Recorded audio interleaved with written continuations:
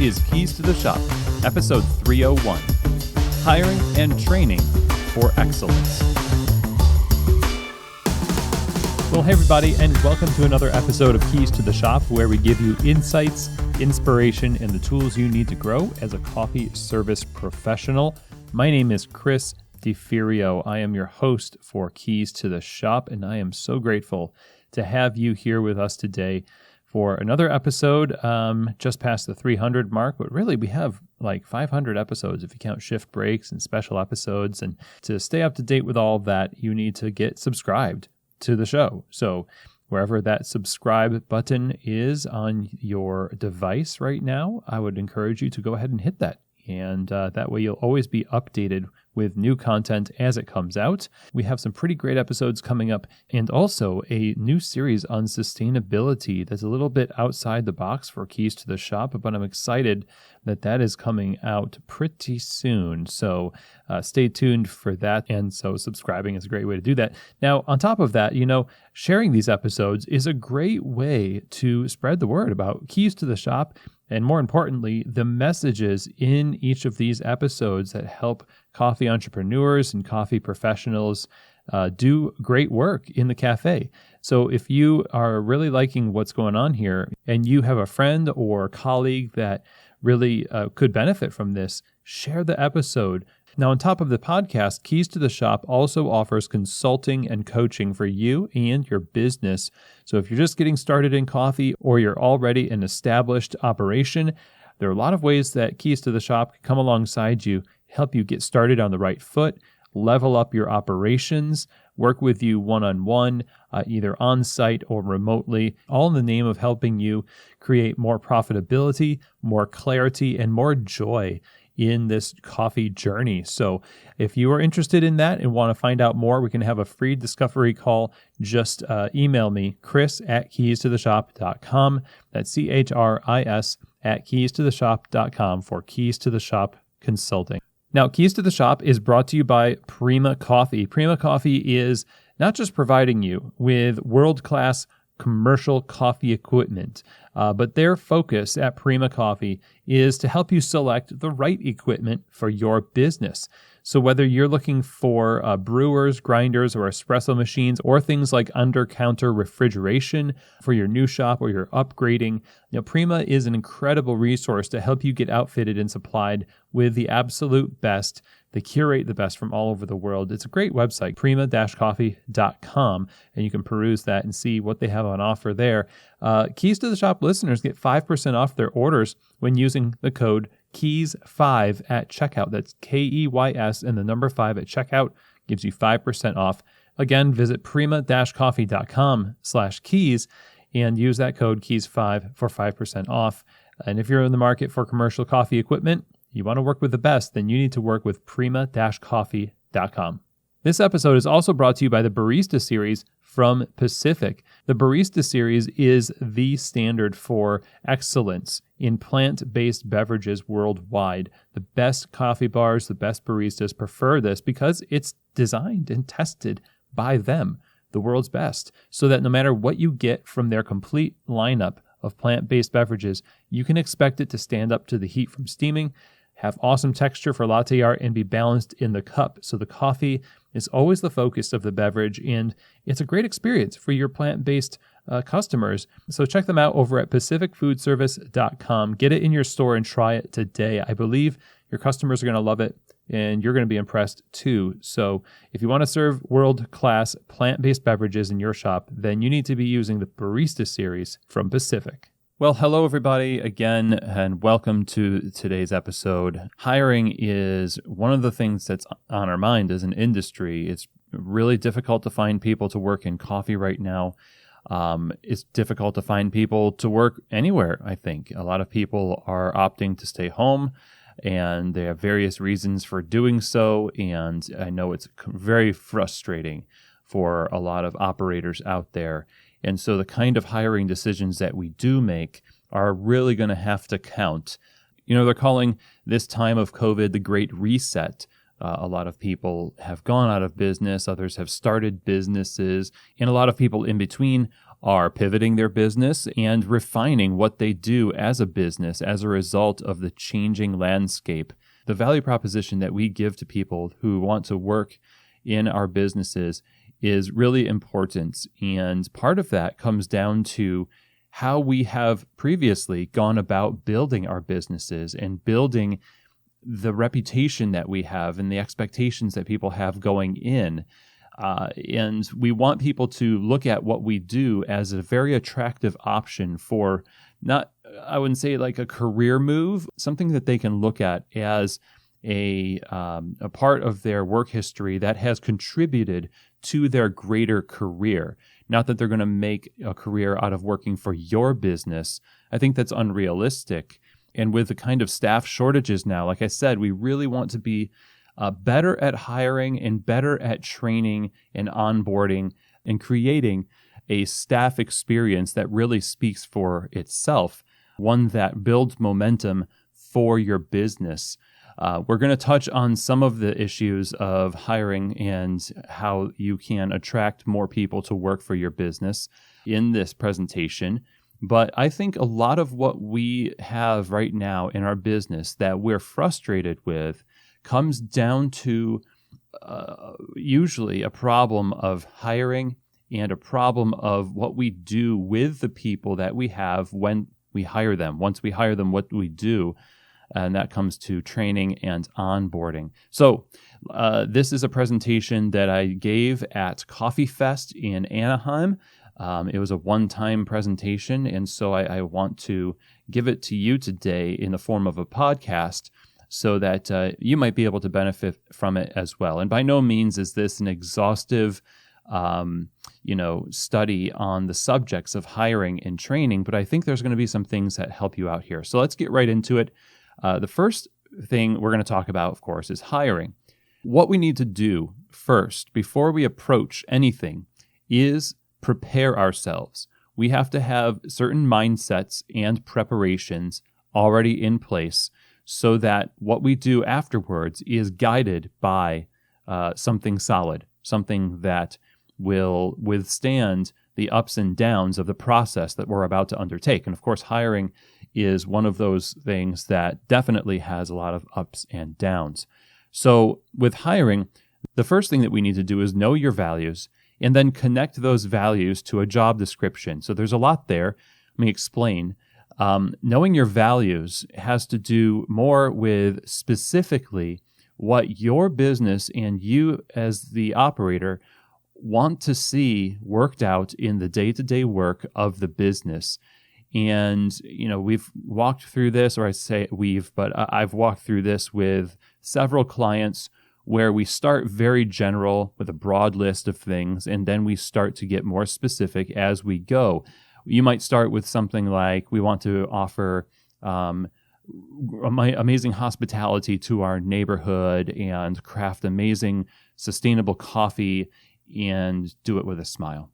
Okay, so that's good.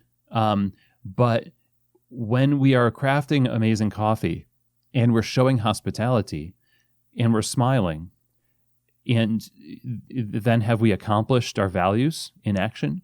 How am I supposed to use those to guide what my expectations are of the staff? One of the things that you would need to do is auger down a little bit to those words and not throw them away. It's not like you don't want to use hospitality as a value, but in what way do you want to show hospitality? You might want to show hospitality through acting with integrity. Okay, so that means I will give my guest the best. So if I pull a bad shot or I underfill a cup that I'm about to put a to-go lid on, I'm not going to make the decision to simply pass the drink on to them because the lid hides my mistake. I am going to steam some more milk, or if you need to, in other circumstances, remake the drink, because integrity is a very specific thing that is linked to hospitality. If I'm serving somebody, then I want to serve them with integrity. So that is a very good value to include in your values. Like when I say yours, I mean the businesses. And you could basically do that with any kind of general good idea, make it more specific and connect it to the work that's being done by the people that you have working for you. That's where the job description comes in. If you haven't done that work of being specific with your values and then figuring out those contexts that those values would be worked out in, writing a job description is going to be very difficult. And I say difficult, not that it's going to be physically difficult. It will be, in fact, job descriptions are almost too easy to write for most people. We go through and kind of find a generic one and change a few words around and call it a day. But that's not serving the business. In fact, it's kind of setting your business up for failure because you're not going to attract the kind of people that are going to resonate with what you hope because you haven't put it out there specifically. You're just going to get general applicants. And that's one of the most frustrating things to get is very general applicants for a generic general job. If you're honest, and I'm the same way, I have very specific things in my head, but I struggle sometimes to get them out in a concrete fashion in a social setting and can, like anybody, default to platitudes, generalities as a way of sort of escaping the uncomfortable work of being specific. So when you're writing a job description, if you have your values written out, you need to tell them what your expectations are in the job description and then connect those to the values. We used integrity as an example. You could use quality control as an example. So you would expect baristas to keep espresso dialed in according to the standards that will be trained during the onboarding process. That's very specific. And it also forecasts that there's going to be times where troubleshooting is necessary in the job. And you haven't just said, I expect you to make amazing coffee. Isn't that great? Let's all hold hands and sing and make amazing coffee together. It's not that simple. Being specific like that is very helpful. And this job description doesn't have to be 2 pages, but it does have to have some specificity. And we've talked about job descriptions. I'll link to some episodes regarding that in the show notes here. So next in hiring mindsets and preparations is you need to build the role for the business and not the person. So think through what a barista role looks like and be specific according to what you know the business needs. Don't write a job description specifically for a person that you know. Don't hire somebody because of their relationship to you and then bend the business around that person, because then that person is probably going to leave and now the business has this obvious void because it doesn't have legs of its own. It was just leaning too much on the personality that you hired and built it around. The business itself is almost a personality of its own that houses a lot of different, people and expressions of values that are similar, but, there's diversity in those expressions of those values, back to values. So build the role for the business and not the person. Hire a manager because you need a manager and you have thought through what they would do, what the values are, how it works with the business, how you operate in relationship to that manager. I think that's really critical. And lastly, for mindsets and preparations for hiring, we want to talk about requiring a resume and a customized application.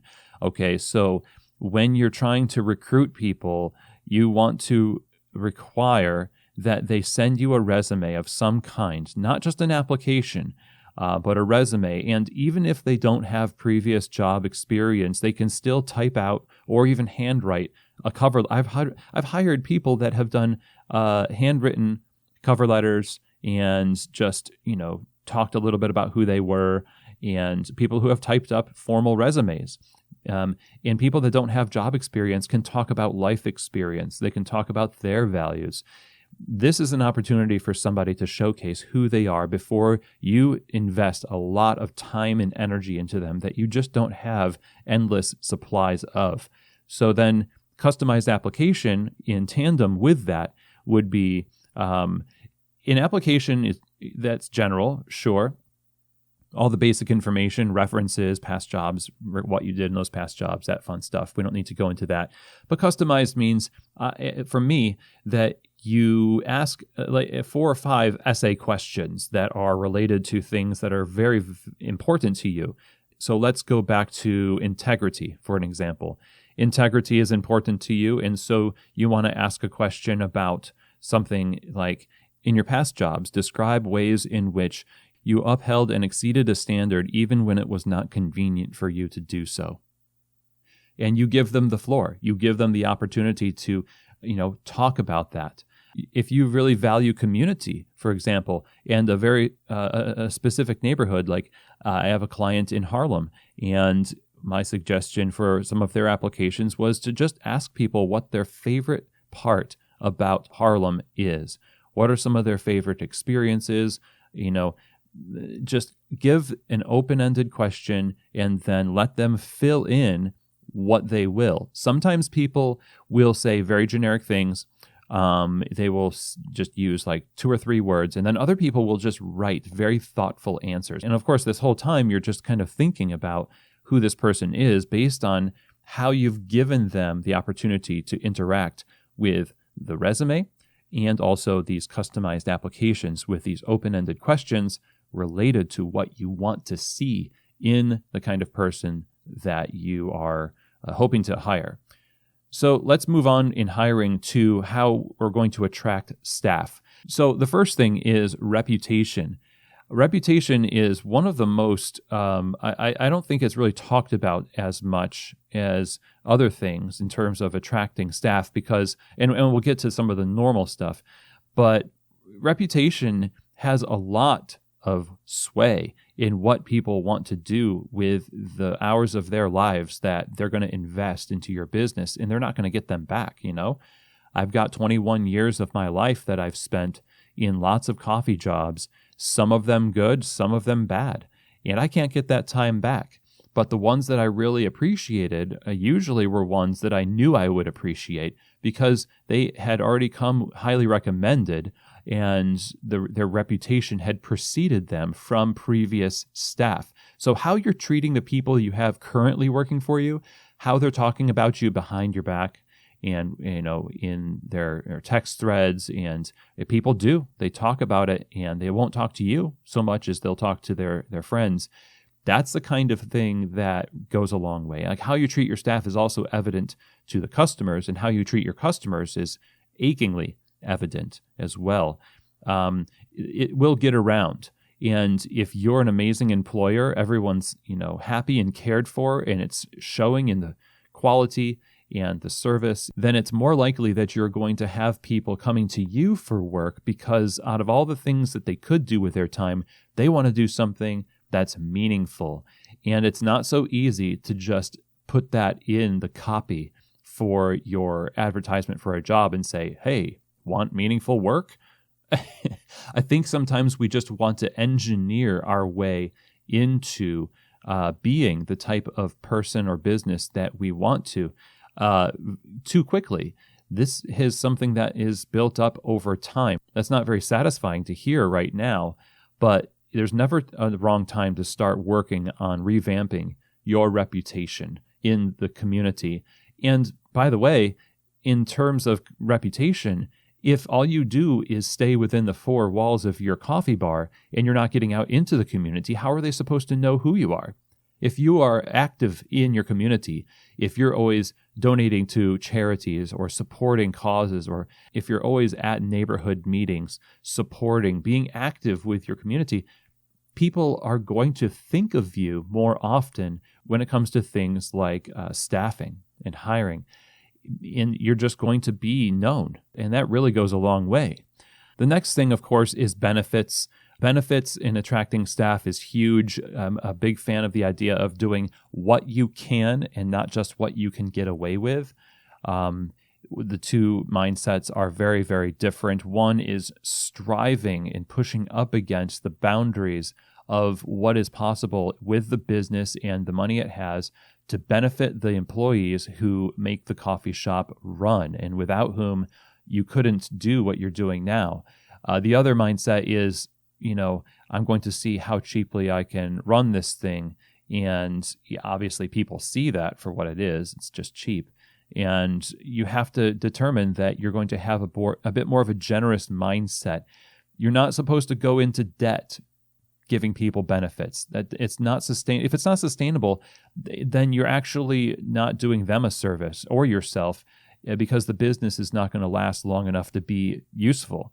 You need to push up against what's possible, I think, but be open about it and be transparent. This is what we can offer. If you can't do healthcare, for example, if you can't afford to do really good healthcare, maybe you can invest in wellness packages. You can give people a certain amount of paid time off every year based on how much they work, or just generally because they work for you. You can also give people a certain number of paid sick days and fold that into your wellness package. So on top of paying what you can and knowing that that's what you can pay and being open about that with your staff, it is critical that you are creative with benefits where the finances might not necessarily be there to do what the big companies do. Not every coffee shop can do a 401k and offer healthcare that's actually worth signing up for, etc.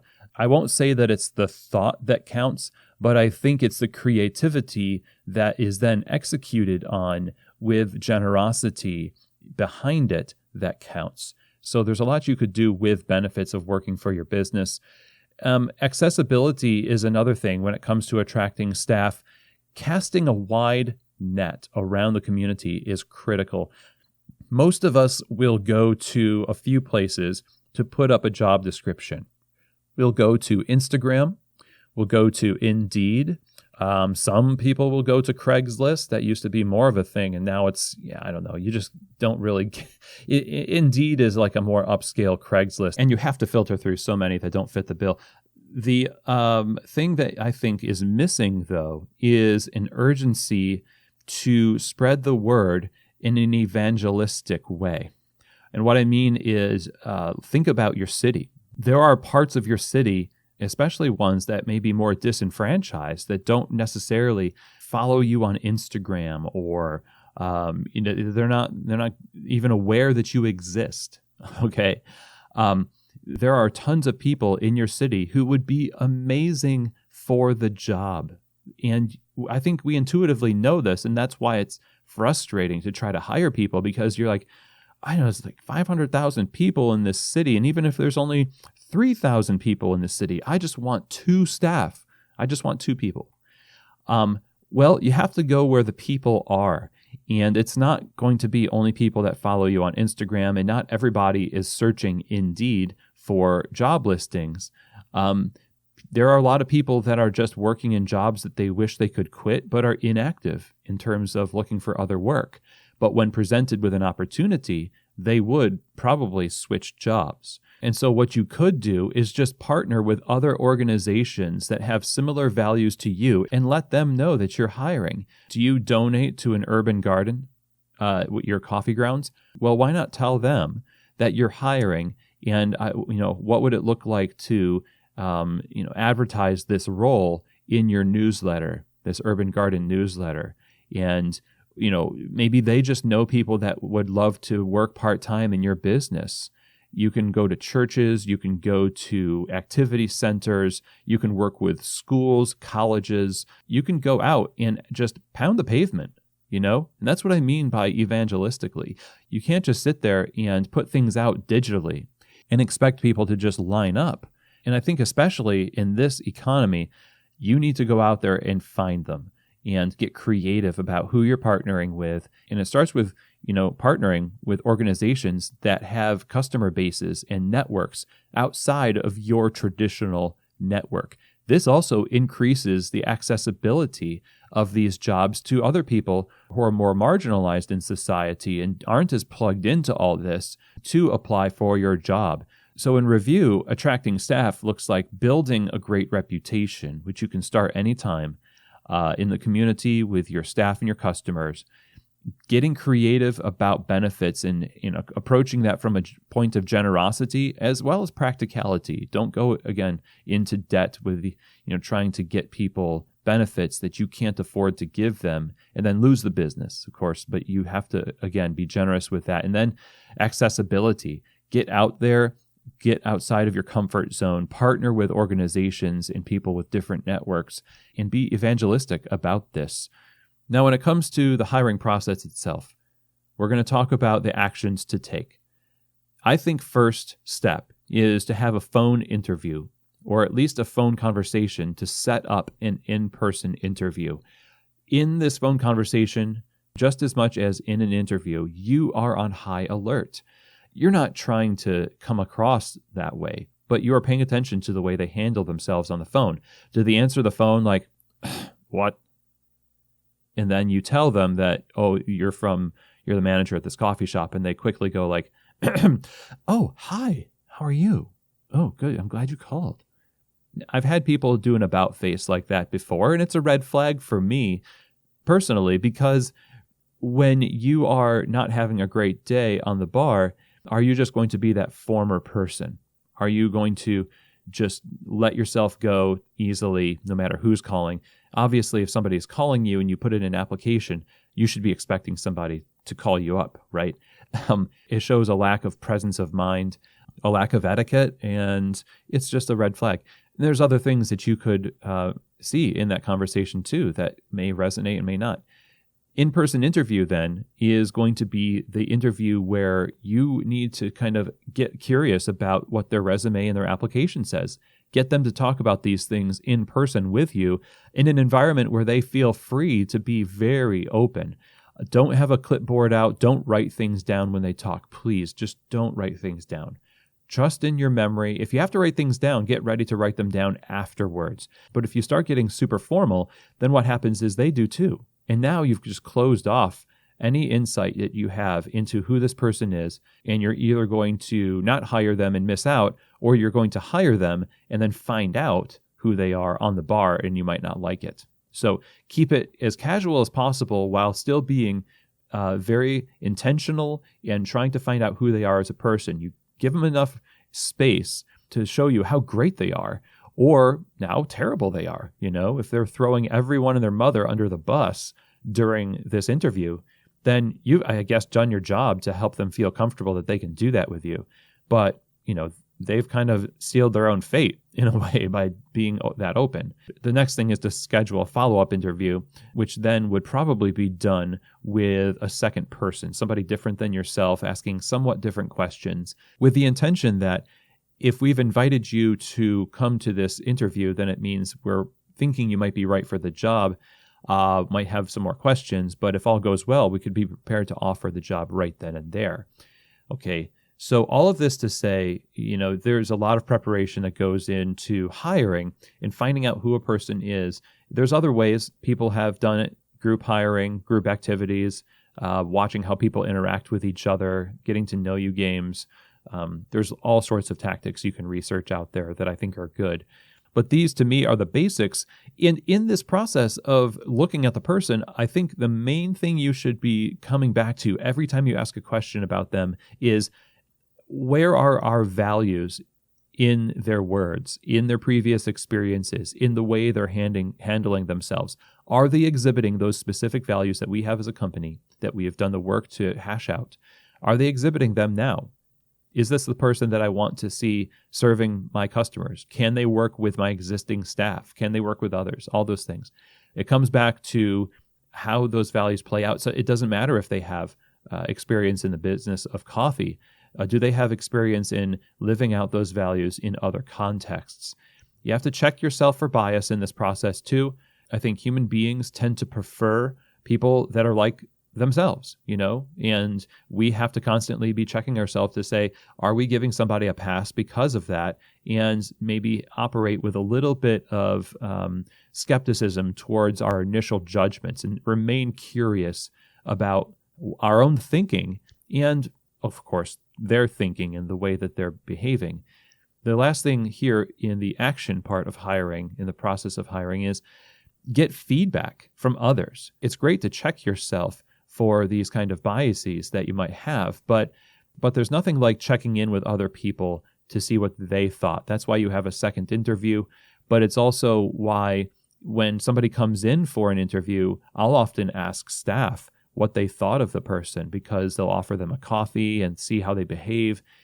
And I've had people say they're amazing, they were easy to get along with, they joked with us, or they were very closed off and they were actually kind of rude and didn't really respect. And it goes a long way to help me create an image in my head of this is either going to be a good hire or a bad hire. Don't hire out of desperation, because it would be better to be short-staffed with the right people than staffed fully with the wrong people who will sink your chance of success down the line. If your drinks have to go slower out the door because you have 2 people instead of 3 people, then that's the way it's going to have to be.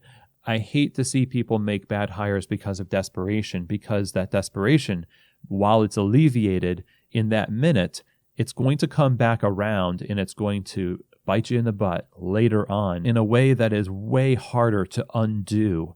And it's going to be costly, not just financially, but your reputation, the morale. There's a lot riding on this, and you have to not hire out of desperation. Now, if you've got this person, let's say that you have partnered with a very good person who is now gung-ho for this job and resonates with everything, you resonate with them. Now it's time to train. So, back to mindsets and preparations. The first mindset that we have to have is that we will not make false promises that we will not make promises that we cannot follow through on. We can't make false promises anymore as an industry where we claim one thing, but the actuality in the business is another. I would rather you undersell the experience of working for your business and have people be shocked at just how much better it is than the reverse, because the reverse is usually what we do. We have branding that is just highly cultivated and curated. We have a reputation maybe for, really awesome build-outs and championship staff, or we just show the best parts of who we are, and we sit for hours and craft a narrative about who we are. But the real narrative of who we are is seen in the doing. And if we're not aware of what the reality is and, taking care of making sure that we can actually match those two things up, what we say we are and what we actually do, then we're going to be in the business of disappointing people. And when you disappoint a good hire, man, it's just a big waste because their time there is limited. You love them, they love the idea of working for you, but then they hate the reality of working for you. Where do we drop the ball there? Again, it comes down to not having done the work of making sure that we can follow through on our promises to equip people, to resource them well, to care for them, to communicate, to do the work that people, I think, assume that we have already done, but then find out that we're just really good at wordsmithing and not so good at experience smithing, which is not a word, but that is a huge one. Don't make false promises. One of the first ways that you can follow through is by resourcing people, and that means developing an onboard system that is robust and focused on real bar skills. Again, we've talked with David Castillo of Go Get 'Em Tiger, who, like myself, has done barista training in the past where it's been so focused on the lab that when people get into the reality of the bar, they're not really of much use. Not because they're not useful, it's because they have not been trained properly, and we've basically failed them. So a robust onboarding system of anywhere from 14 days to longer, I think you really can't onboard somebody and create and make them a useful member of the team in less time than that. You can still have focused time on the bar and lab time, if you have a lab, to really drill into them the fundamentals of making espresso and brewing coffee, learning the cash register, learning the products and the drink building skills and all of that stuff. But it needs to be a back and forth between those focused sessions, those lab sessions, if you will, and those structured shadow shifts that we've talked about in past episodes, where you put them on with somebody who, by the way, should be paid a little bit more in this situation to be a trainer, in somebody who will show them the ropes, but be responsible for taking what they've learned in the lab and then having them focus on doing it in reality. So you're going back and forth really between lab and reality. And that's basically how I think onboarding can really be effective, because you're giving their brains time to absorb it and then having them practice it in reality, putting their hand to the task, hands-on learning. Now, people might be visual learners, people might be auditory learners and hands-on, but the truth is there is a lot of overlap between the two. You need to have people still use their hands on the bar. It's great to be an auditory learner, but no matter what kind of learner you are, eventually you have to do something. You can't just, visualize a cappuccino for a customer. You've got to do it. And so it has to be practical. Don't use onboarding and training as a way to showcase how much you know about coffee. And, all this stories about seed to cup stuff that, you're proud of for your business and that kind of thing. We use training oftentimes as a big ego boost for ourselves. Instead, we should be using this time to fully equip people with the skills that they need to succeed on the coffee bar, the menu we have, the people we have, the customers we serve, all of that. You have to be patient in this process too. That's another mindset that you have to have. Don't think that because after 2 weeks somebody is still asking a question that you don't think they should ask, that you've made the wrong hire. I hear people talk about this all the time. They say, I've trained this person and they're still asking me this question, and maybe I should fire them. Maybe I should let them go. Maybe I made the wrong choice.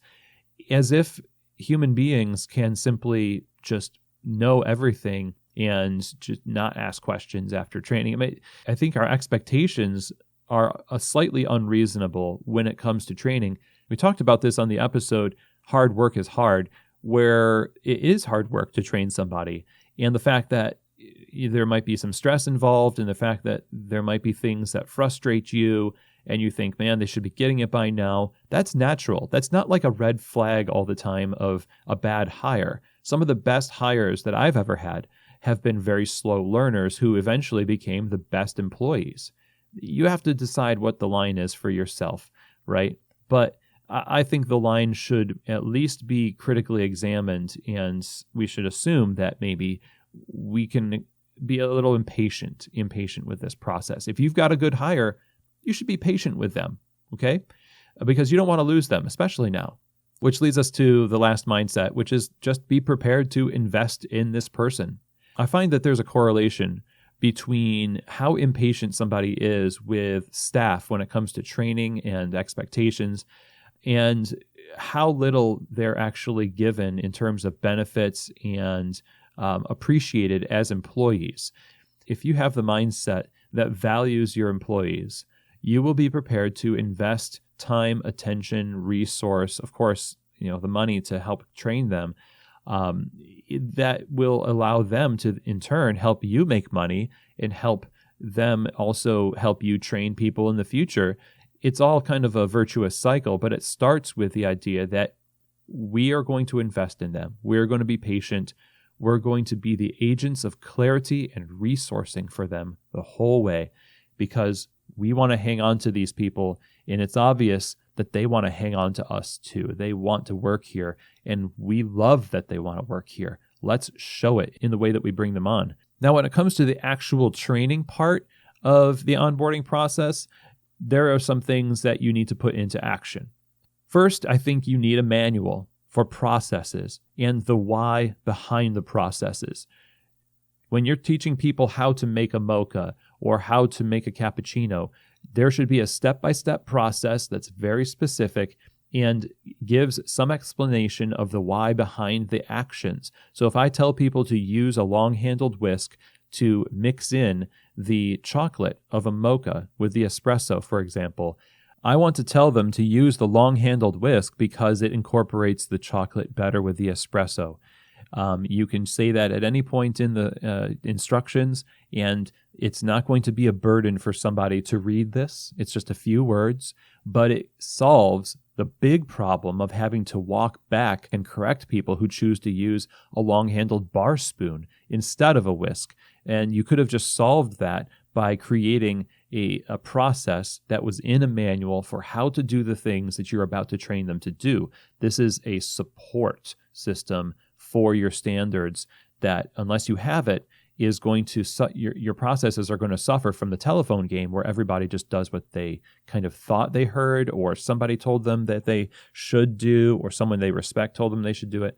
You don't want that. You want one resource that shows the exact way to do things, the why behind them, so that you eliminate the need for clarifying things in the future based on things that haven't been communicated. So that's huge, and it gives people an opportunity to do it the right way the first time. And that's such a glorious thing when people can do things the right way the first time. Maybe they do it slower, maybe they do it a little bit more awkwardly at the first time, but as long as they're doing the right thing and get better at doing the right thing, then I'm great with that. The content of your manual, the content of what you teach people about coffee has to be divided based on basic and advanced, in my opinion. Our whole point in onboarding and training is to get people up to speed so that they can feel great about working the bar, and we can feel great about them working the bar. Customers love them working the bar. We can't do that when we're only concerned about talking to them about the history of coffee and terroirs and all this other stuff. That is fun. That is great. But it is not going to tell me where the trash bags are, and it's not going to tell me how to tamp espresso. I just need the basics. And I need to master the basics, and then you can pepper in the advanced stuff after the basics. So your content, I think, needs to be divided based on those priorities. Get people up to speed in the basics, build a foundation of confidence and understanding, execution, proven through practice and real bar work, and then you can start talking about things like, and then you can get a little bit more advanced. And we just need to edit ourselves a bit and say, and we just need to edit ourselves a bit in this process.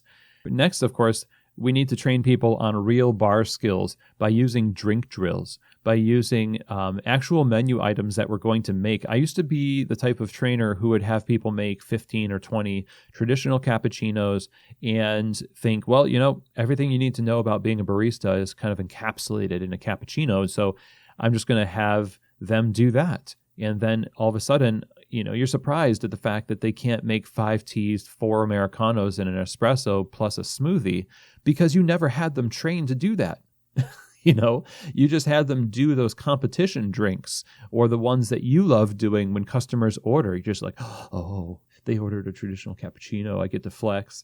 And that, I think, is common. It's common, especially for younger trainers. But in the actual onboarding process, it needs to be part of the curriculum to go through different variations of actual menu items on the bar in a focused way so that they can learn the actual skills necessary to do a good job. Now, in addition to that, we need to be consistent in applying the system to all people, no matter what their experience or skill is. I've seen this happen where somebody will come from another coffee bar where they have even competition experience or something like that, and they will get handled with kid gloves, okay? They will not get trained like anybody else gets trained. They will not go through the onboarding process like other people go through. That is a huge mistake. First of all, if you're hiring somebody with experience like that and they don't want to go through that process, or they let you do that, or they don't pursue that process of saying, I want to know what you do, please give me the training that everybody else gets, that person has too much of an ego, I think, to be useful in your coffee bar. If you are on the receiving end of somebody trying to soft pedal training to you because they're like, oh, but you're just so good, and I know that our stupid old training is probably not useful to you, you should insist. You should insist. And here's why. Everybody knows that you've either gone through it or you haven't.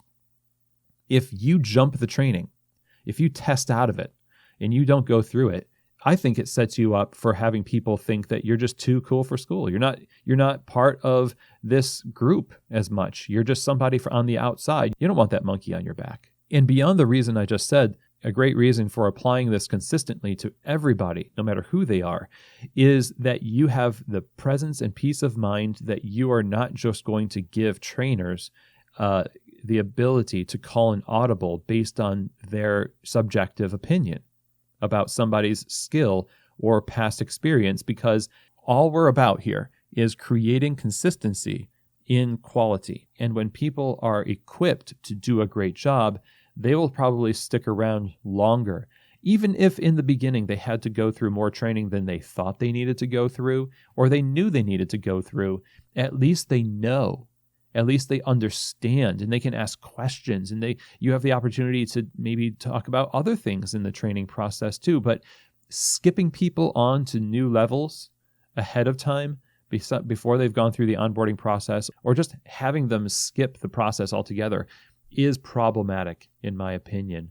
Use the time for what it's stated it is there for. And then you can rest easy knowing that everybody has been through the same thing, so that everybody can hold each other accountable for the same communicated standard, which of course is amazing when it happens. Now, lastly, in terms of training actions that you should be taking, you need to train your trainers, but not necessarily in just coffee.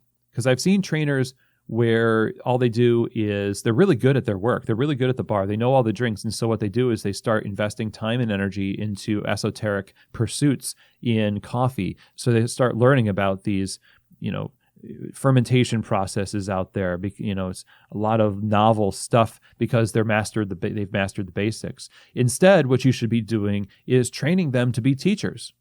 Instead of having them go and take courses. And there's a lot of great coffee courses out there. You can go to the SCA, take a lot of courses. You can go to Barista Hustle. You can go lots of places to learn a ton about, acids and extraction and all this stuff, okay? Is it going to make you a better trainer? It's questionable. Honestly, it makes you a smarter trainer, but that knowledge probably is not going to lead to much in terms of what you experience in the coffee bar. However, you teaching them to teach will make a huge difference. And most trainers don't know how to teach. I know for 100% certainty that I did not, and I suffer the consequences many, many times as a result of it. So if you're going to pay for a course, pay for a teaching course. Pay for a communication study. Have them go through that stuff. Presumably, they know enough to be a great trainer. I would rather have them learn those things than coffee. And I think I would rather have them learn those skills than learn more about coffee, because it's just going to translate to more useful communication of the knowledge that they already have than, less effective communication of too much knowledge that they don't need. Now, the very last points I want to make in this episode on hiring and training is what to do after the training process is done. I'd say after the main portion of the training process is done. You should keep on observing, communicating, and coaching people consistently. We tend to disappear after the onboarding process and leave people to their own devices, and we don't check in anymore. It's like this reverse crescendo where there's all this activity and investment, and then all of a sudden, boom, nothing. Just silence. You don't hear from the manager much anymore. You don't hear from the trainer much anymore. They're just coming in to say like, "Oh, how you doing? Okay, good. That looks great." And it's not really robust. It's something that we need to fix. We need to build into our system a continuance of observing, communication, and building them to higher levels of understanding and skill, yes, but also just consistently coaching them and being a present authority and a present agent of clarity and resourcing, because after a few months of working at your coffee shop, they're going to start to develop different struggles and things that they need clarification on. And if you're not around for those milestones and those stages of growth and development, then it's going to cause people to be disenfranchised. They're going to see it as just abandonment, and you lose people that way, honestly. So that's a major component of effective training. And in order to do that, you need to schedule your time on your calendar to properly care for those who are caring for the staff. So that means your managers, your trainers. That has to be a part of your job description. As we've talked about owners' job descriptions before, it has to be a part of your job description and part of your schedule to care for those people and develop them. We talked about sending them to learn how to teach, but also being there as somebody who can consistently help coach those people who are coaching others. That's going to be an honorable burden that you bear at the end of this process, and be an active part of their development. Don't think that you need to know it all to lead well. The staff that work in your shop might end up knowing more, and will end up knowing more, about the intricacies of working in your bar than you do. That's fine. But you don't need to know it all to lead well. You just need to be that agent of clarity, resourcing, specific affirmation, offering them the kind of things that we talked about in this episode, in other episodes, of just saying, how do we create a great experience working in the coffee bar that's not just going to stop after the initial onboarding, but it's going to be cultivated through a presence of caring structures and systems as care that create this kind of reputation that we talked about in the very beginning, that here is a coffee bar who is serious about finding the right people and treating them right, training them right. And at the end of the day, that helps establish our businesses in the community. It helps with resilience, sustainability, profitability. There's so much. And hiring and training really comes back down to these mindsets, preparations, consistent execution, and others-focused outward mindset that's consistently applied over and over again and refined over time. So that is this presentation on hiring and training. Of course, we've covered some aspects of this in other episodes more in depth. And so I would encourage you to look at some of the recommended episodes in the show notes, as they will be related to this topic. But I hope that some of the things we talked about here were helpful and are things that you can apply in your business right now. I'm really hoping to see you attract the right people to your business, and for those people to stay there as long as they possibly can, do great work. That's something we all want. Now, if you have any questions, comments, or feedback about this episode or any episode of Keys to the Shop, then feel free to email me. Chris@keystotheshop.com is the email, and I would love to hear from you. I just want to know how we can make this show better.